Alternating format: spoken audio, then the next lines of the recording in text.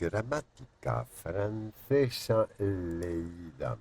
En francés, claro está. Façon musclée. Façon musclée. Ya no os leo la gramática tal porque luego no miráis los vídeos, no os enteráis de una mierda. Y luego diréis, ay, no, es que yo, eso del francés tal, no, no, pues claro. Bueno, vale. Aunque yo os he dicho a mí tampoco, es que la gramática y todos los días, no, no, no, pero ahí vamos, seguimos, estamos en la parte 2 de pronoms relatifs. Les pronoms relatifs.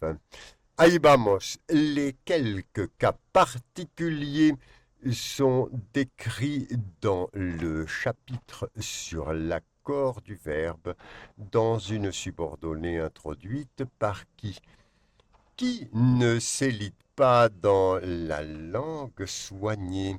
On écrira et c'est lui qui a tout mangé et non celui qui a tout mangé. No, porque es un poco vulgar, ordinario. Vale, celui qui a tout mangé.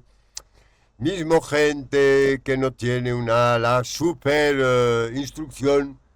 Cuando dice eso es que de verdad... Uy, no, no, ya es... No, no. Qui s'emploie aussi après une préposition. Il ne peut alors désigner que des êtres animés. La fille à qui il parle, l'adversaire contre qui j'ai perdu, lequel peut s'employer à la place de qui après n'importe quelle préposition. La chanteuse à qui il a écrit, la chanteuse a laquelle il a écrit. Aquí veis que tampoco se elide, no es aquí la écrit. No, es francés, no inglés. Bien, seguimos l'adversaire contre qui il se bat. L'adversaire contre lequel il se bat. À la place de qui on peut aussi employer donc l'homme de qui je suis amoureuse. Oh, l'homme dont je suis amoureuse, voyez-moi ça. Entonces, si es la mujer, es al revés. La femme dont je suis amoureux ou de qui, bueno, es exactamente lo mismo, pero de otra manera, o sea, en género. O sea, que no es al revés, ni tampoco es lo contrario, como a veces os dicen. Après la préposition parmi, l'emploi de qui est fautif, on emploie obligatoirement lequel ou lesquels. Les gens parmi lesquels j'ai grandi, et non parmi qui j'ai grandi. Dans certains cas qui peut s'employer sans antécédent. C'est alors un pronom relatif indéfini. Qui vivra verra. Invite qui tu veux. Qui est aussi un pronom interrogatif. Qui a fait ça? Dis-moi qui a fait ça ou je pète ta gueule. Ouais. Cuando ya estáis en un extremo. Puede pasar. Pero bueno, tampoco... Qui a fait ça? C'est toi, Jean-Luc? Ou est-ce que c'est Jean-Pierre? Et Nadine qui a l'air toute innocente? C'est elle, sûr, à tous les coups. Por ejemplo, ¿veis? Eso lo podéis modular. Que s'emploie surtout dans des fonctions de complément d'objet direct ou de complément circonstanciel de la proposition subordonnée relative.